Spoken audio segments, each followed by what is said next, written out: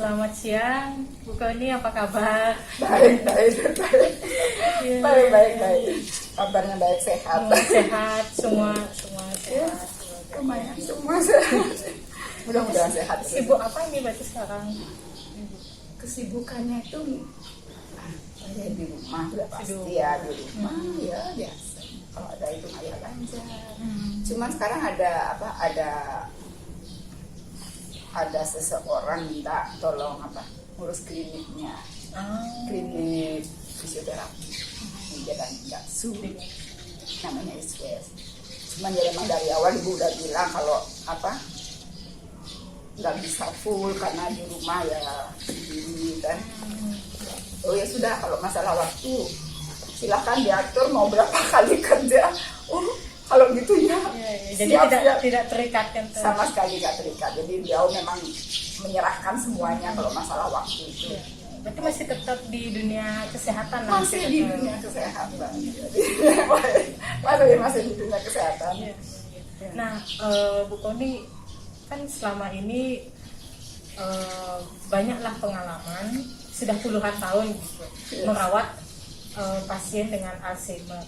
Nah itu ibu bisa cerita bagaimana sebenarnya awalnya apakah memang ibu spesialisasi di situ atau tanpa sengaja gitu.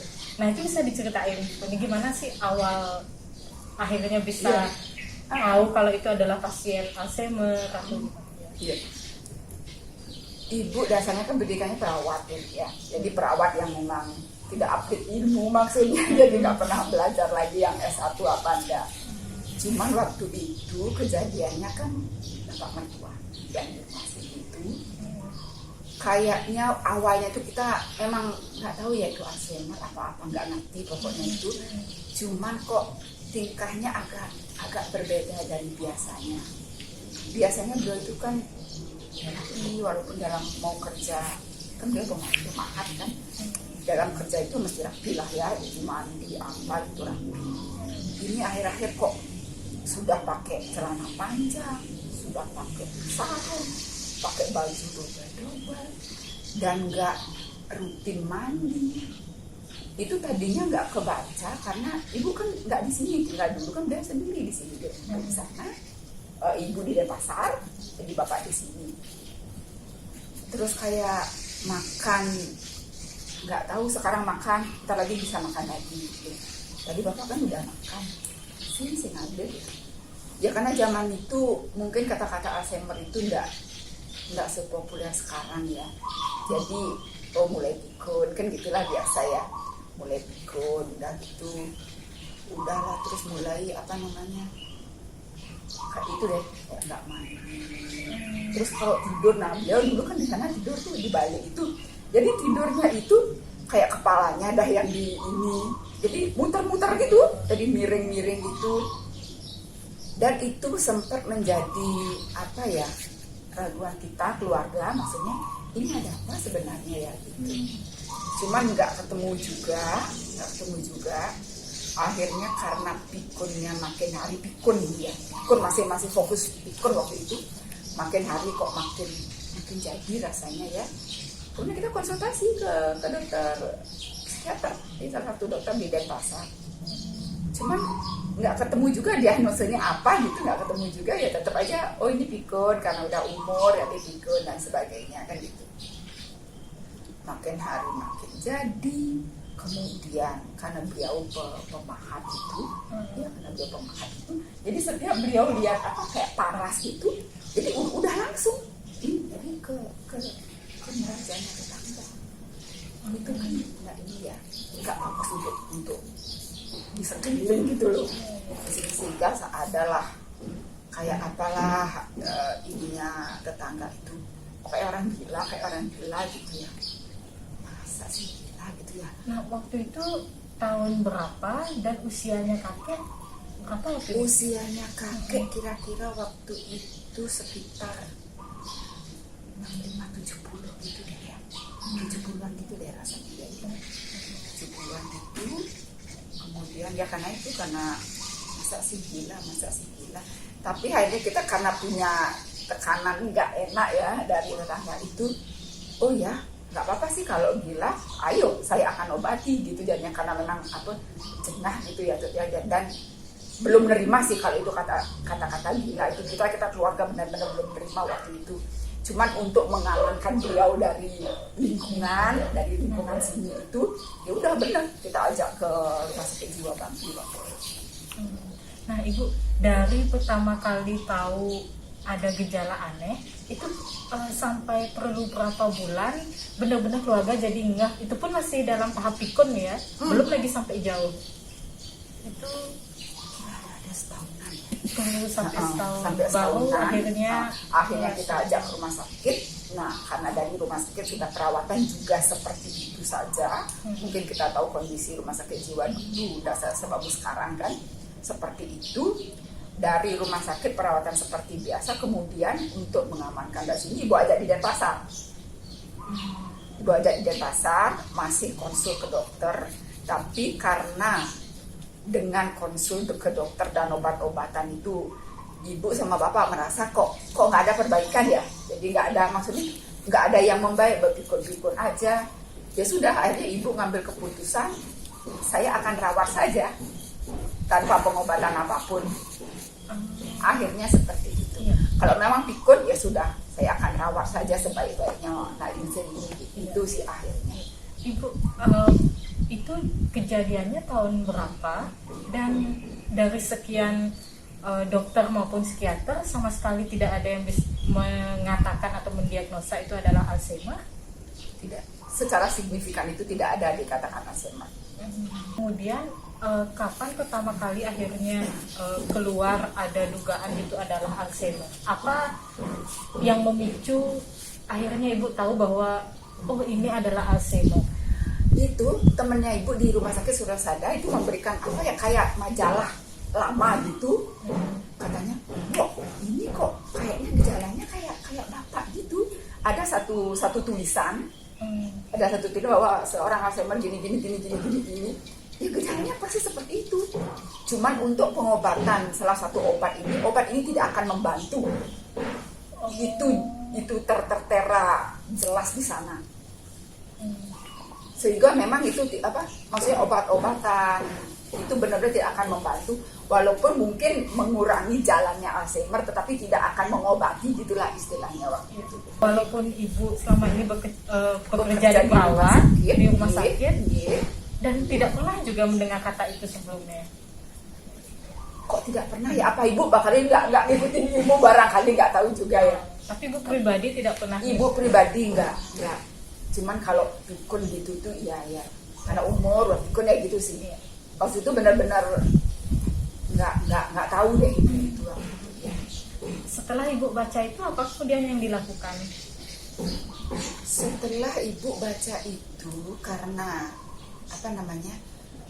pengobatan apapun tidak akan membantu, dan disebutkan di sana salah satu obat itu tidak akan membuat beliau sembuh gitu, sehingga memang ibu sama bapak waktu itu yang ambil kesimpulan, ya sudah kita rawat orang tua ini seperti kita ngerawat biasa aja, apa yang beliau perlukan gitu aja. Kalau umpamanya dia jadwal mandinya tidak teratur, ya berarti kita jaga mandinya supaya teratur. Kalau beliau awalnya kan biasanya kayak gini, beliau bisa mandi saya nanti lama-lama tuh cuma kocek-kocek air gitu aja di kamar mandi, udah loh kok sebentar di kamar mandi, berarti dia mulai nggak bisa mandi kan gitu nih biasanya. Oh berarti kayak mandi kan gitu aja. Terus makan gitu, kalau dia minta makan, oh tadi udah makan, jadi kita atur makannya. Nah gitu.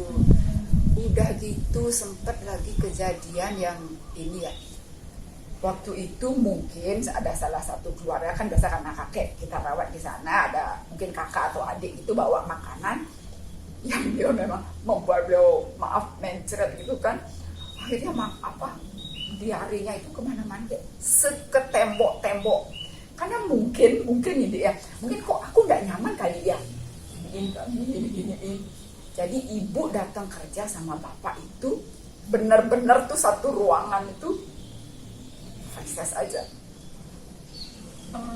Dan beliau nggak sadar. Nggak sadar kalau itu tuh faces itu apa itu nggak tahu. Jadi seperti ulang kayak bayi jadinya ya. Persis kayak bayi. Ya. Jadi ya sikat gigi apa. Akhirnya bisa begitu didudukin di kloset, begitu ke belakang. Nah, tadi kan ibu sempat cerita tentang gejala-gejalanya ayah nih ke kakek. Nah, bisa diceritain lagi itu apa aja gejala yang benar-benar cukup membuat shock atau kelimpungan keluarga waktu itu kan? Keanehan-keanehan, perubahan-perubahan. Yang satu itu karena awalnya beliau itu kan ya orang panutan ya, karena kliandise gitu kan, itu awalnya sudah pasti dia berpakaian rapi dan sebagainya. Cara berpakaian pertama yang sudah aneh dan tidak mandi. Dan kemudian yang satu lagi, beliau suka belanja ke warung pakai uang yang lama, yang udah nggak kepake. Tuh, lupa ini kan uang nggak pakai sih. Tuh. Terus yang ketiga yang sangat pada waktu itu mengganggu itu karena beliau itu keliling-keliling ke nyari bunga, tetangga-tetangga itu. Namanya orang di desa itu kan bunga itu dipakai canang apa-apa kan mengganggu. Sudah itu dia itu untuk pilih orang itu kan orang yang mencari dan sebagainya. Itu dan sempat pada waktu kita rapatkan di sini itu, Pak, kenapa? Ada apa sih sebenarnya, Pak? Karena kita kadang-kadang mereka beliau itu kan masih bisa diajak komunikasi. Ada apa sih, Pak? Kok ke merajanya orang nonton kan nggak boleh gini. Sih, kayak biasa kan, Pak. Jadi kadang-kadang, apa maksudnya jawabannya? Ya bisa ya, maksudnya ngerti sama pertanyaan kita. Sebelum akhirnya diputuskan dibawa ke rumah sakit jiwa, itu sempat maaf tanda kutip dikurung di rumah dulu atau dikunci gerbangnya, sempat mengambil langkah itu dulu.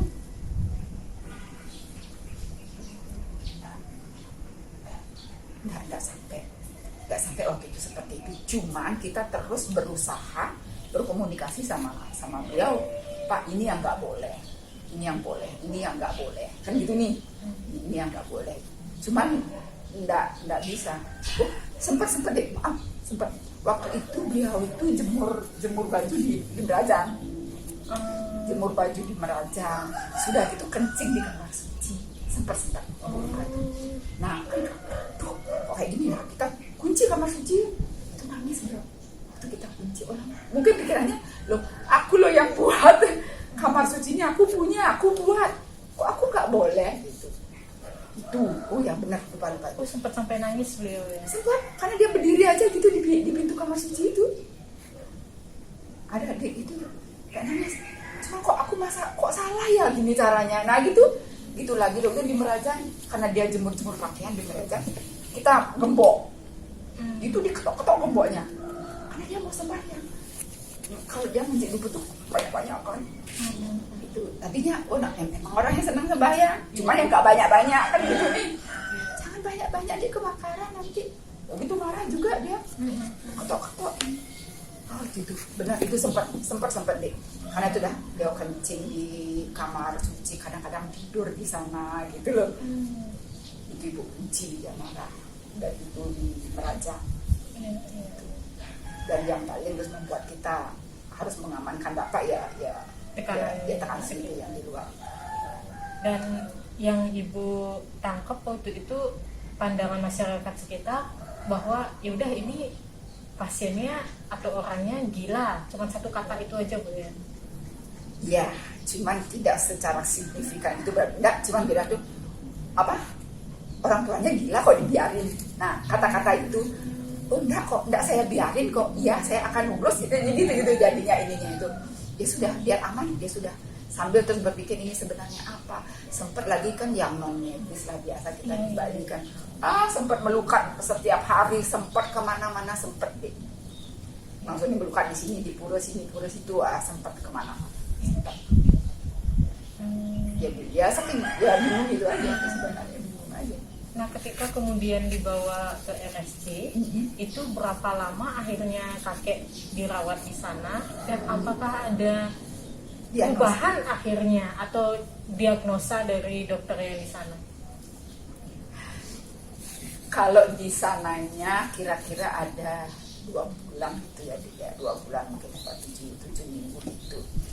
Kalau di sana pokoknya yang masuk ke sana ya maksudnya gila gitu. Dulu itu Ibu hampir tidak pernah ketemu sama dokter yang merawat Bapak. Dan kenapa? Karena waktu di UGD ya perawat yang nerima gitu loh deh waktu itu. Nggak sebagus sekarang sih ya, nggak sebagus jauh sekarang tuh. Sudah gitu pada waktu perawatan di dalam, karena Ibu kan nggak boleh ditunggu gitu kan. Jadi Ibu datang dari kerja, Bapak datang dari kerja sore baru ke sana. Jadi ke sana pun ya kadang-kadang ketemu petugasnya, kadang-kadang juga enggak kan gitu. Jadi kita nengok Bapak saja. Kalau diagnose apa itu tidak ada secara signifikan, itu tidak ada. Nah kalau waktu kakek di situ kan ukuran kamarnya hanya 3x4 lah. Nah sementara kalau di rumah, kalau walaupun tidak keluar ya kan cukup lapang. Jadi apakah itu ada perubahan? Ada pengaruh? Beliau yang awalnya cukup dapat udara tiba-tiba mengerucut ya cuman segitu aja. Kalau menurut Ibu itu sudah pasti berpengaruh ya, sudah pasti berpengaruh ke jiwanya beliau. Cuma beliau itu kan orangnya ini banget ya, apa nih maksudnya apa? Ya kayak selalu beliau bilang itu, kalau senang jangan terlalu senang, kalau sedih jangan terlalu sedih. Jadi itu kata-kata beliau itu. Jadi maksudnya mungkin beliau juga sedih ya, cuman jangan terlalu sedih gitu kali ya. Ini memang kondisi saya seperti ini. Barangkali begitu ya deh ya. Pasti terasa deh orang di rumah segini luasnya, kemudian maklek gitu tinggal di sana. Cuman karena jiwanya beliau seperti itu, oh ya sudah saya terima. Barangkali begitu.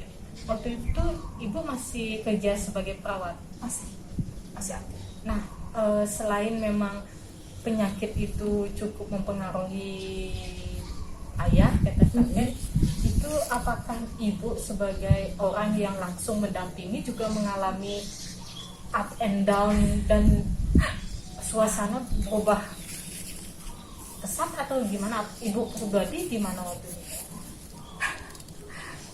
Kalau dibilang apa namanya, ada kadang-kadang apa turun emosi itu ya nggak bisa dipungkiri. Pasti pada saat-saat gimana itu, makanya Ibu bilang pada saat-saat gimana tuh ya udah nangis aja kan, kesel sama siapa kan gitu. Cuman lebih pada belajar memahami kan jadinya. Jadi belajar ya orang tua seperti ini harus dirawat, itu aja sih pemahaman yang terus Ibu tumbuhkan kan gitu. Orang sempat dulu waktu setiap kesana 2 bulan itu setiap hari kesana. Jadi ke RSC. Jadi Ibu pulang kerja, Bapak pulang kerja, sore berangkat ke sana. Buru-buru kan, soalnya di sana belum mandi, belum ini. Semakin kita buru-buru, semakin kita terlalu fokus, jangan kok lelah banget dan sebagainya. Akhirnya Ibu ngomong ke Bapak, Pak, sekarang santai aja ya. Maksudnya biar jam berapa di sana sampai juga nggak apa-apa. Sudah gitu, toh juga di sana mau ngepel malam juga nggak apa-apa. Supaya kita kok perlu relax sedikit ya. Maksudnya, udah harus jam segini. Makanya Ibu kan ada di Bangli, sebelum Bangli itu ada alun-alun kan. Di alun-alun itu Ibu ya beli bakso dulu lah. Kadang-kadang beli apa? Jagung rebus. Udah gitu santai-santai lah dulu di sana di alun-alun itu. Makan kacang. Makanya sangat penting untuk menstabilkan emosi si perawat dulu yang merawat, karena ini bakal panjang gitu ya Bu ya. Ya. keluar atau selesai dirawat di sana, gimana ceritanya? Apakah memang sudah saatnya dikatakan cukup sembuh? Bukan. Waktu itu pencetusnya karena kakek panas. Panas tinggi. Itu ibu dapat telepon dari sana. Padahal kemarinnya kita ke sana itu dalam kondisi biasa-biasa saja kan. Dan tidak ada pemberitahuan bahwa membaik atau gimana rencana pulang, tidak ada sama sekali. Cuman malam itu ibu dapat telepon bahwa kakek sakit panas tinggi. Nah, akhirnya kalau nggak salah malam itu kita jemput dengan ambulan Surya Husada. Bapak yang jemput ke Bangli sama salah satu temennya, ibu yang nyiapin di rumah sakit. Iya. Nah, akhirnya opname di rumah sakit Surya Husada. Opname di sana. Ya sakitnya ya itu aja, cuman panas tinggi, mungkin dehidrasi kali ya, kurang nutrisi barangkali, kurang minum, nggak tahu. Nah, sepulang dari Surya Husada itu ibu aja tinggal di Denpasar. Berapa lama dirawat di rumah Sebentar sakit kok, Surya Husada? 3-4 hari. Nah, cuma karena panas aja. Paling menurut ibu membuat down keluarga itu pas peristiwa apa? Yang rasanya, aduh udah nyerah aja, atau gimana caranya temukan orang lain yang expert di bidang ini? Kalau untuk mengambil keputusan yang paling sedih, paling apa, saat kita bawa bapak ke rumah sakit Jiwa, itu keluarga ya apa ini benar apa enggak terus gimana gitu. Itu yang paling penting. Kalau masalah perawatan ibu sudah merasa mampu, jadi ibu nggak perlu cari ini lagi ya, karena itu apalagi ketemu suku itu kan, jadi sudah memastikan kalau pasien seperti ini jadi nggak ke dokter lagi, nggak apa lagi, cukup dirawat dengan baik. Misalnya juga tertulis kalau seorang penderita Alzheimer akan lebih berbahagia apabila dirawat dengan baik. Itu ada kata-kata gitu deh. Itu ada kata. Maksudnya bukan penyakit yang menular apa itu tidak. Iya. Cuman dia akan lebih bahagia kalau dirawat dengan baik. Itu Berarti lebih ke emosional sebenarnya ya. barangkali gitu ya kata-kata. bilang. Perlu perawatan saja dengan baik gitu. Iya. Bukan dimandiin terus taruh ini, Iya. bukan dengan baik itu mungkin ya komunikasi apa Iya. apa sih Dek, keinginan untuk merawat dengan baik gitu kali ya. Kalau secara fisik biasa sebenarnya. Sehat secara Lebih fisik, kesininya lebih di berarti sini ya. iya fisik, hasil laboratorium apa orang bagus, Iya. bapak nenek sama kakek itu bagus. Dan ibu setelah kemudian mengalami langsunglah peristiwa seperti itu, apa kemudian yang akhirnya satu formula yang ibu ambil untuk berarti kalau memiliki pasien dengan gejala seperti ini yang harus dilakukan. Nah, itu bisa di-sharing ke teman-teman apa saja yang perlu dilakukan, baik dari segi perawatan mandi, ruang tidur, cara makan, itu gimana? Sebenarnya secara prinsip ya perawatan secara umum kita merawat orang tua secara umum ya dia. Secara umum. Cuman sekarang karena ada pikutnya, dalam tanda kutip pikutnya, jadi memang yang kebutuhan dasar itu paling ya makan. Jadi makan itu benar-benar kita yang menyiapkan. Maksudnya apa perlunya beliau deh? Enggak, nanti nasi aja dimakan kan dan gitu. Jadi ya makan memang harus ada seratnya biar gampang ke belakang. Gak boleh yang terlalu pedas biar nggak diare, kan yang gitu-gitu nih. Kalau mau ngasih susu ya silahkan, cuma jaga nggak diare. Sudah gitu kebutuhan kebersihan secara keseluruhan. Makanya ibu biar merawat nenek atau merawat kakek, karena ibu tahu kalau grooming ini gatel gitu, ibu pelontosin kakek. Ibu pelontosin. Digundul kumisnya ibu bersihin. Maaf sampai bulu kepalanya ibu bersihin. Sehingga ibu lebih gampang bersihnya gitu aja, jadi lebih ada creaming gitu itulah. Iya. Jadi lebih gampang lah bersih, semua lebih gampang. Jadi kuku nggak boleh sampai, kalau kuku kotor nih luka. Karena kulit orang tua juga cepat ini. Terus yang paling pengalaman ibu lagi harus pakai apa namanya, pelembab. Baby oil. Enggak, pelembab, krim pelembab gitu. Karena itu menjaga kekeringan dari kulit itu. Karena kalau dia kering, gatel, digaruk luka. Itu harus benar-benar deh. Jadi kebersihan personalnya beliau itu dari sana. Gigi harus dipastikan bersih karena itu sudah pusat-pusat infeksi kan. Ini serta lagi kamar. Nah itu gimana? Tidak kalah pentingnya. Kalau kamar ya sudah harus dengan sirkulasi yang bagus. Diupayakan. Kadang-kadang kan rumahku sempit loh, nggak apa-apa, tapi tetap diupayakan.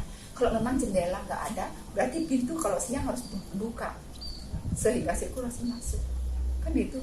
Dan naruh tempat tidur nggak usah nempel tembok, karena nempel tembok kita susah bersihin yang ditempelan itu. Kalau bisa ya di tengah-tengah, sehingga semua di bawah itu jangan biasa naruh barang-barang di bawah tempat tidur, pusat kotor. Terus kurangi barang-barang yang tidak terpakai.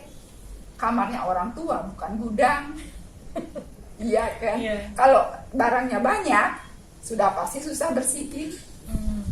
Jadi ibu selalu almari isinya pakaiannya beliau saja, walaupun ada lemari. Kalau bisa yang barang yang gede-gede itu dikeluarin kalau bisa ya, kalau bisa diatur maksudnya. Jadi apa pentingnya beliau taruh. Kalau ngasih makan, maksudnya jangan taruh ini, kasih makan langsung kalau beliau nggak bisa disuapin, kalau bisa ya ditungguin sampai nasi itu habis.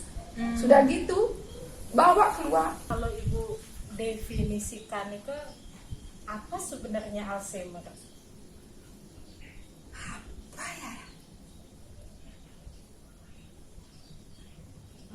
Menyerang apanya?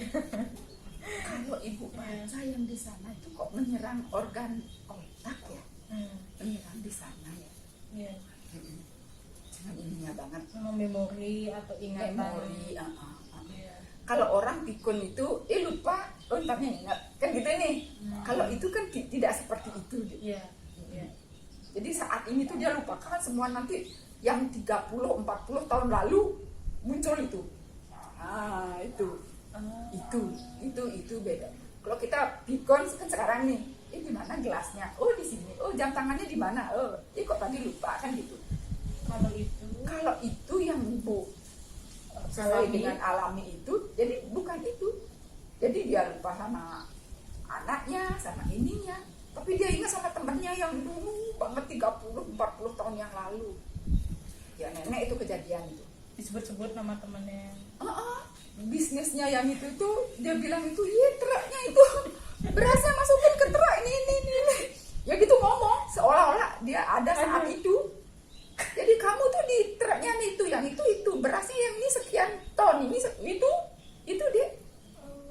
Dan anaknya sendiri dia nggak ingat kamu siapa, cucunya itu nggak ingat. Nggak ingat.